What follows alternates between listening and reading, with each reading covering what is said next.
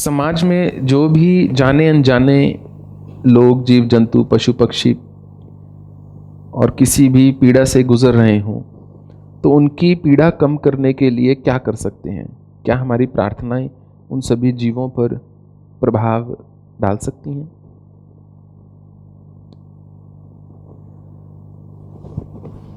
क्यों नहीं?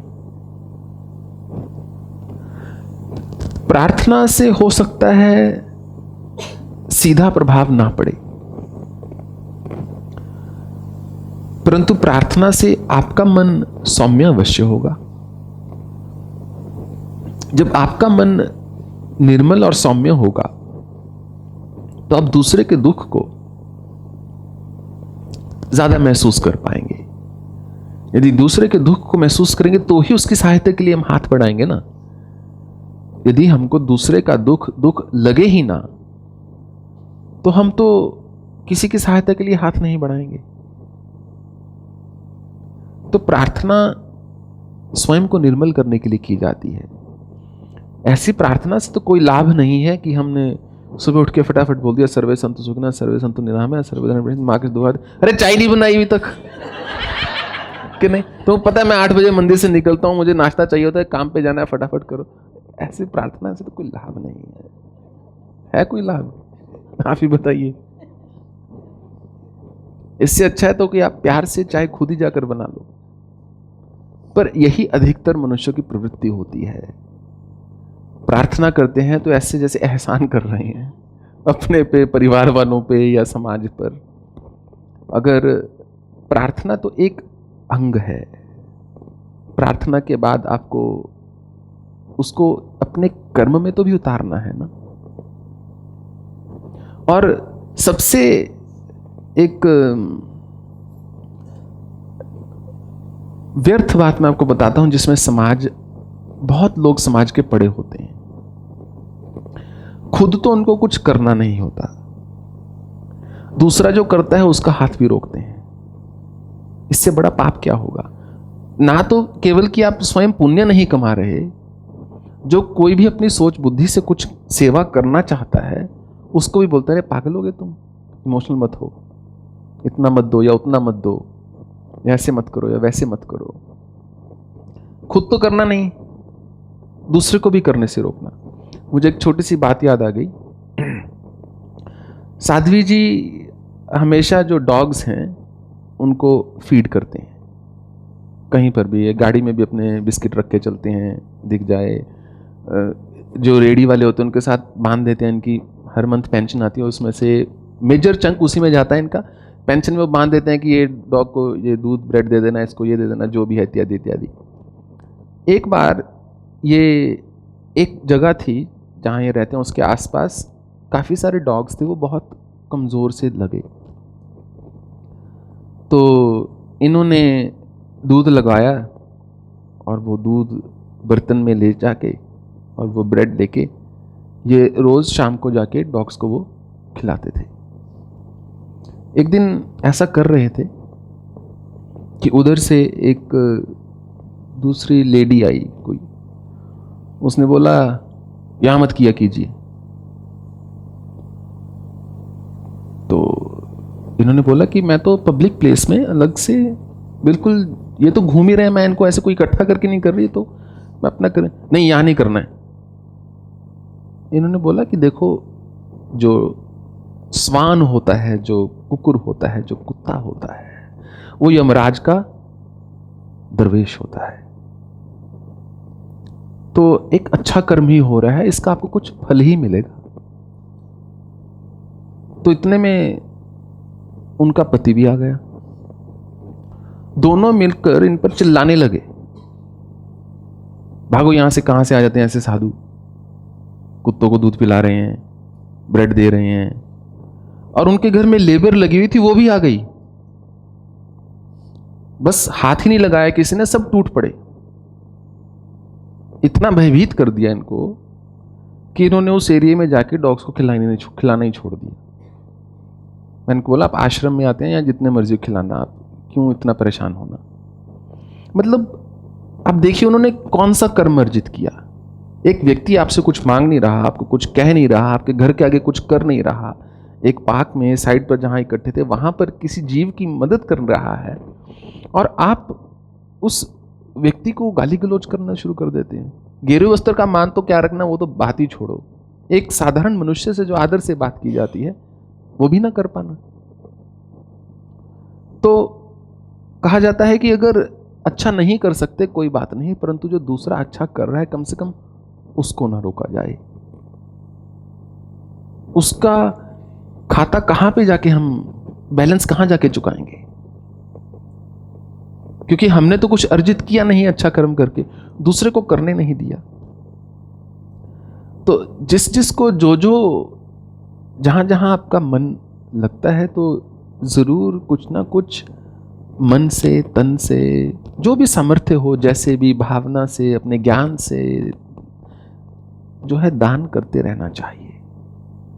बस ईश्वर कभी हाथ अगर ऐसे कराए तो अपने सामने ही करवाए, हाथ हमारा ऐसे ही रखे। ये एक जो बलवान होता है ना, जो जिसको ईश्वर में जिसको बल दिखता है, उसको ही ऐसा सामर्थ्य देते हैं कि वो अपना हाथ जो है ऐसे कर सके। बड़ा सोच विचार के कर्म को करना चाहिए, क्योंकि किसी भी कर्म का नाश नहीं होता।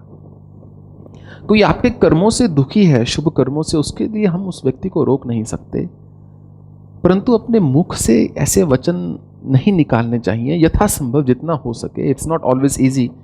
जहां प्रेम का संबंध होता है वहां मुख से 4 शब्द निकल भी जाते हैं, वो अलग बात है। जिससे आप प्रेम करते हो उसको आप डांट भी सकते हो, परंतु जिसके लिए आपके हृदय में प्रेम नहीं है, उसको डांटना या उस पर क्रोध करना या उसको कटु वचन बोलना, उसकी माफी शायद कहीं नहीं है। उसकी माफी वो व्यक्ति ही दे सकता है, भगवान नहीं दे सकता। अगर आपने किसी के दिल को दुखाया है, और मान लीजिए आप मंदिर में आकर या मेरे पास आकर बोलते कि स्वामी जी सॉरी, मेरा ऐसा कहने का प्रयोजन कुछ था नहीं, मैं उसमें कुछ नहीं कर सकता, क्योंकि मुझे तो आपने बोला नहीं। मुझे बोला तो मैं बोलता ठीक है, सॉरी एक्सेप्टेड। आपने तो जिसको बोला है उससे जाकर क्षमा मांगनी होगी, और व्यक्ति हर क्षण बदल जाता है। जिस व्यक्ति को आपने दुख दिया वो व्यक्ति तो उसी समय टूट गया, अब एक नया व्यक्ति है, वो क्या आपको क्षमा कर सकता है या नहीं हम नहीं जानते। वो तो समय पर ही पता चलेगा, वही व्यक्ति बता सकता है। एक प्रसंग मैंने लिखा था कहीं ब्लॉग में, एक रैबाई होते हैं, जैसे हमारे धर्म में पुरोहित, पंडित या गुरुद्वारे में भाई जी होते हैं, वैसे ही यहूदी धर्म में रैबाइज होते हैं। तो रैबाई ट्रेन में बैठे होते हैं और साथ में 3 लड़के ताश खेल रहे होते हैं। उनको एक चौथा व्यक्ति चाहिए होता है ताश खेलने के लिए। उस रैबाई को बोलते हैं आओ हमारे साथ ताश खेल लो। और रैबाई बोलते हैं मेरा कुछ ऐसा विचार नहीं है, मैं अपने शास्त्र का अध्ययन कर रहा हूँ। तो उन्होंने बोला नहीं, खेलो हमारे साथ, इतने का अध्ययन कर रहे हो। उन्होंने पी रखी होती है दारू और वो पिटाई कर देते हैं उसकी रैबाई को, तो नाक में से खून आने लगता है। वो अपना रुमाल निकाल के खून साफ कर लेते हैं। और जब वो रेलगाड़ी से, यह सत्य घटना है, जब वो रेलगाड़ी से उतरते हैं तो कितने ही लोग वहां पहुंचे होते हैं उनको लेने के लिए, उनका अभिवादन करने के लिए। वहां पे जब उनको वो करते हैं, देखते हैं कि ब्रूज है, एक थोड़ा सा रक्त लगा हुआ है, क्या हुआ क्या हुआ, किसने किया। तो वो 3 लड़के जो हैं उधर से देखते हैं, अरे ये तो हमारे धर्म गुरु निकले, ये तो बहुत भारी गलती हो गई। पर उस समय वो चुप रहते हैं। तो रैबाई बोलते हैं नहीं, कुछ हो गया था, कुछ विशेष बात नहीं है, चलो चला जाएगा। तो रैबाई का बेटा भी साथ में होता है। तो अगले दिन क्या होता है, वो तीनों लड़के ढूंढते ढूंढते रैबाई के पास पहुंच जाते हैं। पास पहुंच जाते हैं तो वो बहुत ही ज़्यादा क्षमा मांगते हैं, फूल लेके जाते हैं, धन लेके जाते हैं, मिठाई लेकर जाते हैं, सब चढ़ा देते हैं, सामने ऑफर करते हैं, हाथ जोड़ के बोलते हैं प्लीज़ फॉरगिव अस, हमसे बहुत बड़ी गलती हो गई कि हमको पता नहीं था आप कौन हो, हमने आपको ऐसे मारा, कृपया हमें क्षमा कर दीजिए। तो रैबाई ने बोला, मैं क्षमा नहीं कर सकता, sorry, I can not forgive you. बड़ा वो प्लीड करते हैं, बड़ा व्याकुल होकर बोलते हैं, बहुत बार मांगते हैं, प्लीज हमको क्षमा कर दीजिए, माफ कर दीजिए। बोलते मैं क्षमा नहीं कर सकता। जब इतना हो जाता है तो वो 3 लड़के उदास होकर चले जाते हैं। तो जो रहबाई का बेटा होता है वो बोलता है, मेरे समझ में नहीं आया पिताजी, आप तो धर्मगुरु हो, धर्माधिकारी हो, दया करना आपका धर्म है, भूले बिसरे किसी ने आप पर हाथ उठा दिया, उसको आपने क्षमा नहीं किया। तो रहबाई बोलते हैं कि मैं कहां से क्षमा कर दूं? जो उन्होंने मुझे समझकर हाथ उठाया था, जिस पर हाथ उठाया था, वो रहबाई तो था ही नहीं। जिस पर हाथ उठाया था उससे जाकर क्षमा मांगे ना। मैं तो रहबाई हूं, उन्होंने मुझ पर नहीं हाथ उठाया था, उन्होंने एक साधारण व्यक्ति पर हाथ उठाया था, उसी साधारण व्यक्ति से जाकर क्षमा मांगनी होगी। तो जब हम किसी को दुख देते हैं तो ना जाने वो व्यक्ति जब टूट जाता है, क्या वो वही व्यक्ति है? शरीर तो वही होता है, पर ये कहने की बात है। निरंतर सेल्स बन रहे हैं, टूट रहे हैं, नया शरीर की रचना हो रही है, क्या वो व्यक्ति हमको क्षमा कर सकता है या नहीं? तो अच्छा कर्म ना करें, पर कम से कम बुरा तो ना करें, न्यूट्रल तो हो जाएं। At least that's the least we can do. कम से कम इतना तो हम कर ही सकते हैं, प्रयास तो कर ही सकते हैं यथासंभव।